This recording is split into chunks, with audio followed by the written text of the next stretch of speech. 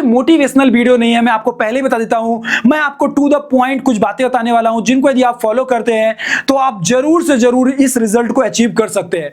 Hello everyone, बच्चा party, मेरा नाम है कार्तिकेय पांडे और इस प्यारी सी वीडियो में मैं आज आपको एक बहुत ही प्यारी सी ऑनेस्ट स्ट्रेटजी शेयर करने वाला हूं। यदि आप उसको फॉलो करते हैं तो आपके मार्क्स 99 परसेंटाइल तक आपको पहुंचा सकते हैं इन जस्ट 90 डेज है।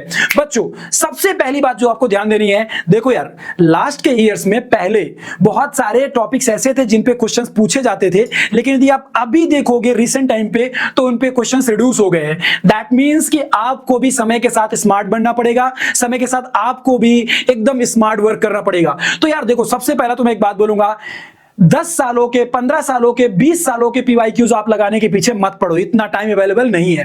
बट क्या आप एटलीस्ट 3 इयर्स के क्वेश्चन सॉल्व कर सकते हो?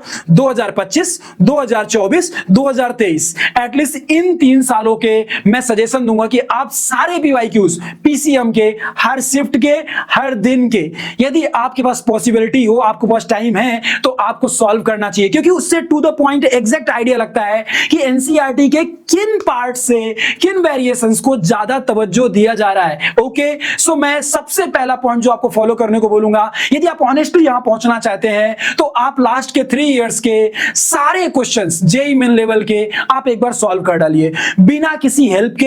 यदि आप ये करते हैं तो ये मान के चलिएगा कि 15 क्वेश्चन तो आपके उन पीवाईक्यूज में से ही आ जाएंगे। बस हो सकता है डिजिट्स या कंपाउंड्स या फिर कुछ थोड़ा बड़ा कॉन्सेप्ट में मॉडिफिकेशन करके सेम क्वेश्चन दे दिए जाते हैं लगभग। तो आपको सिंपली क्या करना है, लास्ट के 3 इयर्स के पहले तो क्वेश्चन सॉल्व करिए। First important point. दूसरा इंपॉर्टेंट पॉइंट, कोई भी यदि बच्चा ऐसा है जो कि मैथ्स और केमिस्ट्री में सुपर स्ट्रांग नहीं है, जो कि जनरली होता भी है, हम सब जानते हैं कि उसमें बहुत टाइम लगता है और कई बार उतना अच्छा आउटकम नहीं मिलता जितना एक्सपेक्टेड होता है। इसीलिए मेरा स्ट्रेट फॉरवर्ड सजेशन है, ऑनेस्ट सजेशन है, और मैंने खुद फॉलो किया था, तब मैं आईआईटीएन बना हूं बात जा करके।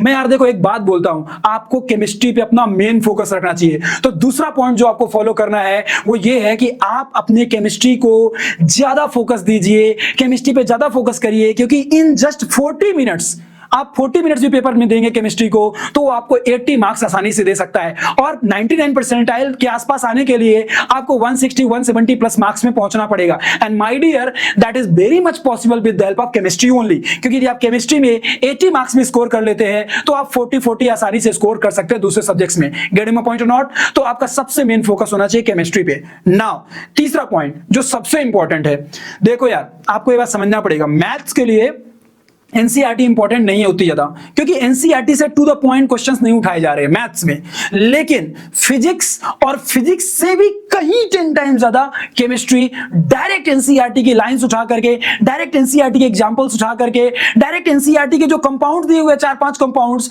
जिनमें आयनिक रेडियस कंपेयर कर रहा है, या फिर आयनाइजेशन पोटेंशियल कंपेयर करा रहा है, या फिर इलेक्ट्रॉन एंथैल्पी कंपेयर करा रहा है, या फिर उनका बॉइलिंग पॉइंट कंपेयर करा रहा है, या फिर ये देखने में पता चल रहा है कि जैसे बोल रहा है कि HF है और H2O है, ठीक है ना, ये H2S है जो कि गैस है, H2O लिक्विड है, उसके पीछे का रीजन क्या है, ये टू द पॉइंट ये लाइनें कहां लिखी हुई हैं? एनसीईआरटी पे, और इन पर टू द पॉइंट क्वेश्चंस बनाए जा रहे हैं। तो आप किसी चीज के लिए कुछ फॉलो करो चाहे ना करो, केमिस्ट्री के लिए एग्जाम हॉल में जाने से पहले एटलीस्ट आपका 3 से 4 बार रिवीजन होना चाहिए केमिस्ट्री की चारों एनसीईआरटीज का।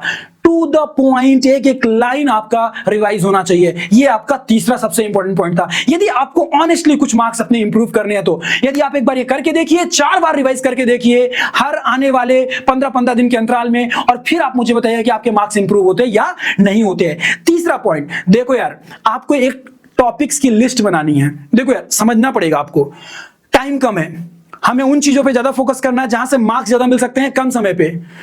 15 से 16 ऐसे टॉपिक्स होते हैं जिनको यदि कोई बच्चा आसानी से कर, मतलब पूरा तरीके से कर ले तो वो 120-130 नंबर पहुंच सकता है, आसानी से पहुंच सकता है, आसानी से। और वहीं पे कुछ 15 टॉपिक्स ऐसे भी हैं जिनको यदि करने लग गए तो आपके समय भी चला जाएगा, और माय डियर, आपको नंबर भी बड़े मुश्किल से 20 या 25 मिलेंगे। एग्जाम्पल के तौर पर मैं सीधा बोलता हूं, न्यूक्लियर फिजिक्स, यार तुम भी जानते हो रेडियो एक्टिविटी का मेजर पोर्शन हटाया गया है, तो जिस टॉपिक को यार इतनी इज्जत तक नहीं दी जा रही, उसके टॉपिक्स कट कर दिए जा रहे हैं एनसीईआरटी से या फिर सिलेबस से समझो ना कि वो उनकी प्रायोरिटी लिस्ट में सबसे बॉटम में है, तो ऑब्वियस सी बात है उस टॉपिक के ऊपर ज्यादा एनर्जी किल करने से कोई बेनिफिट नहीं है। लेकिन वहीं पे dual nature of the particle जो है, यदि उस पर फोकस करिएगा, डी ब्रॉगली वेवलेंथ पे फोकस करिएगा, तो माय डियर कंफर्म आपको 2 क्वेश्चन बन सकते हैं एग्जाम हॉल में। तो आपको ये समझना पड़ेगा, एक लिस्ट बनानी पड़ेगी। यदि आप कहेंगे वीडियो में कमेंट करके बताएंगे, मैं वो लिस्ट आप लोगों के साथ एक वीडियो बना करके प्रॉपर्ली शेयर कर दूंगा कि कौन से टॉपिक्स करने चाहिए और कौन से टॉपिक लास्ट टाइम पे आपको अवॉइड करने चाहिए। मैं ये वीडियो आपको बना के दे दूंगा। तो उस टॉपिक की एक लिस्ट बनाइए, आप अपने से खुद से बना सकते हैं, और उस लिस्ट पे एकदम स्टिक कर जाइए कि यार इनके क्वेश्चन तो मेरे से नहीं छूटने चाहिए, इनका कॉन्सेप्ट तो मेरे से मिस नहीं होना चाहिए, मैं इसको 2 से 3 बार रिवाइज करूंगा, यदि मैं और टॉपिक्स को 1 बार रिवाइज करने वाला हूं। मार्क माय वर्ड्स, आपको कंफर्म इंप्रूवमेंट देखने को मिलेगा। ओके बच्चा पार्टी, नाउ बात आती है कि सर कितना टाइम किसको देना चाहिए, हमारा 5वां पॉइंट। तो 5वां पॉइंट देखो यार, सीधा सीधा ये, आप 2.5 घंटे या 2 घंटे फिजिक्स को दो, 2 घंटे आप मैथ्स को दो, लेकिन 3 घंटे केमिस्ट्री को दो। होता उल्टा है लोगों के साथ। करते देखो, समझो ना यार, तुम्हें मार्क्स कहां से मिलने वाले हैं? केमिस्ट्री से मिलने वाले हैं, हर बार केमिस्ट्री से मिलते हैं, ठीक है। और मजेदार बात यह है कि तुम्हें जहां से मार्क्स नहीं मिलने वाले हैं, तुम वहां और टाइम अपना इन्वेस्ट कर देते हो, लेकिन वहीं पे यदि तुम केमिस्ट्री पे अपना आधा घंटा भी बढ़ाओगे ना, मार्क माय वर्ड्स, आपको रिटर्न बहुत ही अच्छा मिलेगा। तो यार देखो, मैं एकदम उल्टा चलता हूं, मैथ्स और फिजिक्स आप 2-2 घंटे दो ऑनेस्टली, लेकिन केमिस्ट्री को आप 3 आवर्स दो, मतलब 7 आवर्स आपकी स्टडी होनी चाहिए, कोचिंग या उन सब चीजों के अलावा। और देखो यार, ये बहुत ज्यादा नहीं है, क्योंकि आपके पास डेज ही कितने रिमेनिंग है, 90 डेज, और टारगेट आपका बड़ा है, तो आपको 7 आवर्स तो कोचिंग क्लासेस के अलावा भी देने चाहिए। ओके बच्चा पार्टी, लिस्ट बनाइए और ये टॉपिक्स फॉलो करिए। ये सारी बातें हो गई, और सबसे लास्ट में अपना एक ऑनेस्ट टाइम टेबल बनाइए। देखो यार, सीधा सा एक रूल है, जो डर गया वो समझो घर गया। मैं हरदम बोलता हूं, क्यों ऐसा बोल रहा हूं यार, अब आपके पास 90 डेज है, अब आपके पास ज्यादा समय नहीं सोचने का।